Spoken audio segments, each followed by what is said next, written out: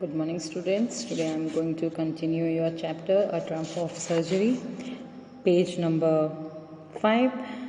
After the reading and find out questions, this is my third video of your chapter. At the surgery, the household dogs surged around me. Tricky looked down at the noisy pack with dull eyes and when put down, lay motionless on the carpet. The other dogs, after sniffing around him for a few seconds, decided he was an uninteresting object and ignored him. अब doctor ने हरी कर Mrs Pomfrey के घर से उस dog को ट्रेकी को अपने हॉस्पिटल ले आया। अब जैसे ही वो अपने हॉस्पिटल पहुंचते हैं वहाँ उन सब जितने भी डॉग्स उनके हॉस्पिटल में होते हैं वो सब उनके आसपास आ जाते हैं और ट्रेकी बिल्कुल डल सा था, बिल्कुल कुछ भी हरकत उसके अंदर नहीं हो रही थी क्योंकि वो ओवर फीडेड हो गया था, ओवर वेट हो गया था, ओबेस हो गया था। वो उसकी आंखें भी उसमें इतना जोश नहीं था। वो जितने भी डॉग्स थे उसके आसपास आए और उन्होंने उससे देखा कि उसके अंदर कोई हलचल नहीं थी, कुछ भी नहीं था। वो उसे सूंघ कर वो सारे डॉग्स भाग गए कि शायद बहुत डल अनइंटरेस्टिंग चीज़ है उनके लिए और उन लोगों ने उसे इग्नोर करके वो अपनी तरफ वापस चल दिए वो सारे dogs. I made up a bed for him in a warm loose box next to the one where the other dog slept. अब डॉक्टर ने उसके लिए अपना एक अलग बेड बनाया, लूज बॉक्स बेड बनाया, जैसे सब डॉग्स के लिए उन्होंने बना रखा था। उसको उन सबके बेड के पास ही एक बॉक्स उसके लिए बनाया।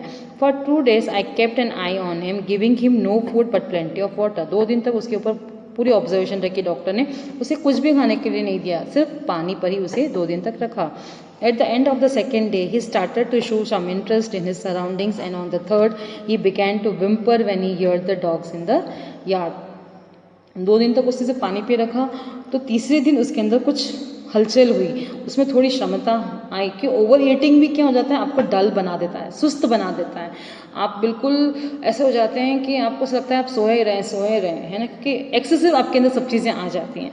तो थर्ड डे उसके अंदर थोड़ी मूवमेंट्स हुई, उसने कुछ चीज़ों के लिए इंटरेस्ट दिखाया। जैसे उन्होंने डॉग्स की सबकी आवाज़ें सुनी तो वो भी विम्पर करा उन डॉग्स के पास जाने के लिए जो यार्ड्स में खेल रहे थे या यार्ड्स में घूम रहे थे। When I opened the door, Tricky tottered out and was immediately engulfed by Joy, the greyhound and his friends. अब जैसे ही ट्रिकी के लिए दरवाज़ा खोला गया तो ट्रिकी तुरंत गया और इन सब के साथ मिल गया। वहाँ पे जॉय उनका एक डॉग था और उसके सारे जो फ्रेंड्स थे उनके साथ। After rolling him over and thoroughly inspecting him, the dogs moved off down the garden. Tricky followed them, rolling slightly with his surplus fat.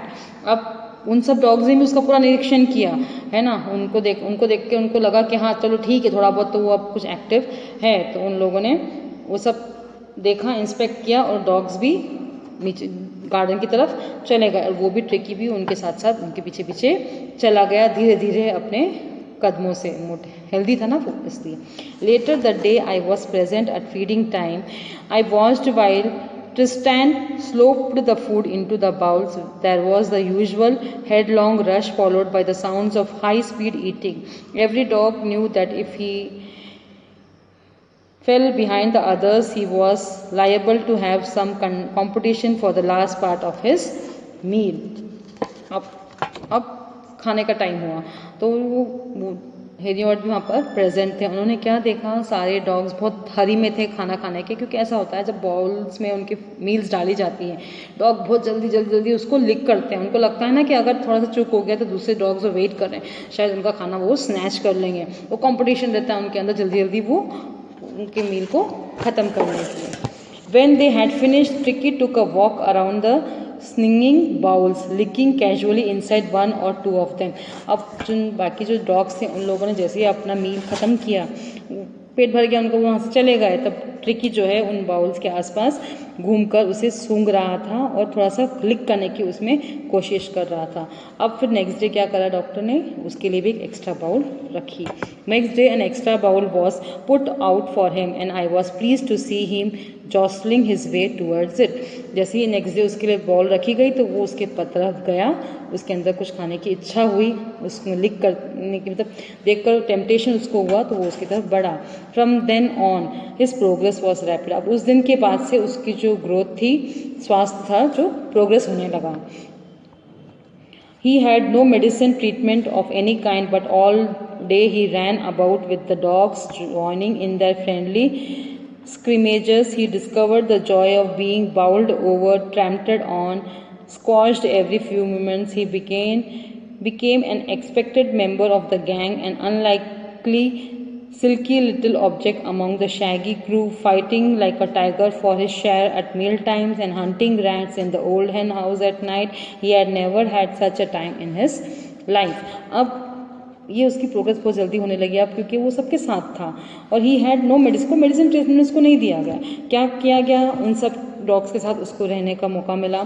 सबके साथ वो मिलकर ज्वाइन होकर ग्रुप्स में रहना सीख गया, उनके साथ खेलना सीख गया और उनके जो खाने के टाइम पे जो फाइटिंग्स थी, उनके खाने की मील की सबसे पहले फिनिश करने की जो कंपटीशन उनके बीच में था उसे उसने अटेम्प्ट किया, अपने शिकार को अटेम्प्ट किया, रैट्स को हंट किया, है ना, उन्हें खाया. और ये सब चीज़ें उसकी लाइफ में कभी नहीं हुई थी. सब उससे पहले बना बनाया मिलता था, प्रिपेयर्ड मिलता था, क्योंकि मिसेस पैम्फ्री उसकी जो मिस्ट्रेस थी उसे इतना पैम्पर करती थी, इतना लाड करती थी कि उसे कुछ भी नहीं करना पड़ता. No exertions, everything was on his plates. तो उसे इतना प्यार से रखा गया कि वो बिल्कुल डल हो चुका था, अनइंटरेस्टिंग एनिमल हो चुका था. अब वो ग्रुप में आया, इतनी सारी एक्टिविटीज़ की, उसके अंदर एनर्जी बिल्टअप हुई, उसने भूख बढ़ी उसकी और खाने की इच्छा उसके अंदर आई और उसे ग्रुपिंग पता चला, आपस में मिलना जुलना, एक्सरसाइज, मतलब इतने एक्टिव वो यहाँ पर सबके साथ हो गया था. कोई मेडिकल ट्रीटमेंट उसे नहीं दिया गया. सब दूसरे डॉग्स को देखकर उसने सब कुछ सीखा और बहुत एंजॉय करा उसने ये सब टाइम. अपने लाइफ में शायद उसने ऐसा कुछ भी नहीं किया था. All the while, Mrs. Pamphily hovered anxiously in the background, ringing a dozen times a day for at least for the latest bulletin. अब इनके दरमियान क्या होता था, मिसेस पैम्फरी बिल्कुल चुपचाप नहीं बैठी थी उसकी मिस्ट्रेस. उन्होंने दिन में कई बार, डजन टाइम्स में 12 से भी कई ज़्यादा बार उन्होंने उसे फ़ोन किया डॉक्टर को और उसके बारे में खबर लेती रही, जैसे कि क्या खबर है, लेटेस्ट खबर, बुलेटिन एंड लेटेस्ट न्यूज़ उस डॉग के बारे में क्या उन्हें मिलनी चाहिए. वो बार बार फ़ोन लगाकर मिस्टर हेरियट को पूछा करती थी. I dodged that question about whether his cousins were being turned regular or his correct coat worn according to the weather, but I was able to tell her that the little fellow was out of danger and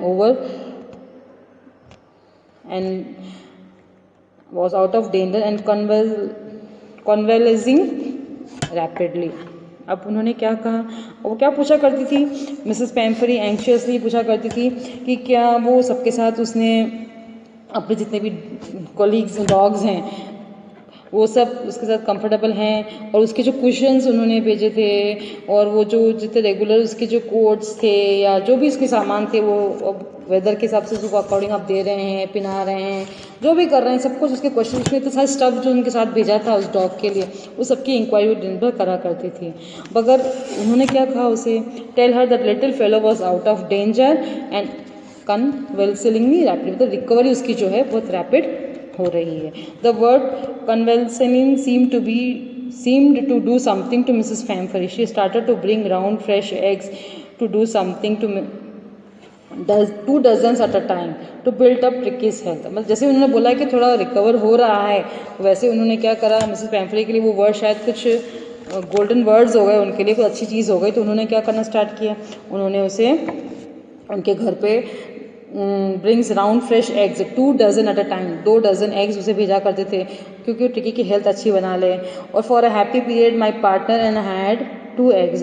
वो उनके partner के साथ दिन में 2 eggs सब जने share करते थे. कौन, मिस्टर हेरियट एंड इनके पार्टनर्स. मगर उन्होंने किसको ये चीज़ जिसके लिए भेजी थी उसको नहीं दी, ट्रिकी को नहीं दी, उन्होंने आपस में खाई, उसको वो एंजॉय कर रहे थे तो ब्रेकफास्ट में. But when the bottles of wine begin to arrive the real possibility of the situation begin to down on the household. और वो वहाँ पर वाइन भी भेजने लग गई, है ना. It was to enrich Tricki's blood. Tricki का जो ब्लड लेवल है उसको एनरिच करने के लिए वो वाइन भेजती थी. मगर ये इनके लिए सोने पे सुहागा हो गया क्योंकि वो एग्स भी थे और साथ में वाइन भी. After meal lunch became a ceremony occasion with 2 glasses of wine before and several during the times. अब मिस्टर हेरियट के लिए वो एक सेरेमनी सा हो गया था क्योंकि मिसेस पैम्फरी जो 2 डजन्स ऑफ एग्स भेजती थी और वाइन भेजती थी, उनका जो लंच टाइम था उनके लिए एक ओकेशन हो गया था. 2 glasses of wines before and after any time and the eggs what she sent them. अब ये और आगे पढ़ेंगे पर. Thank you.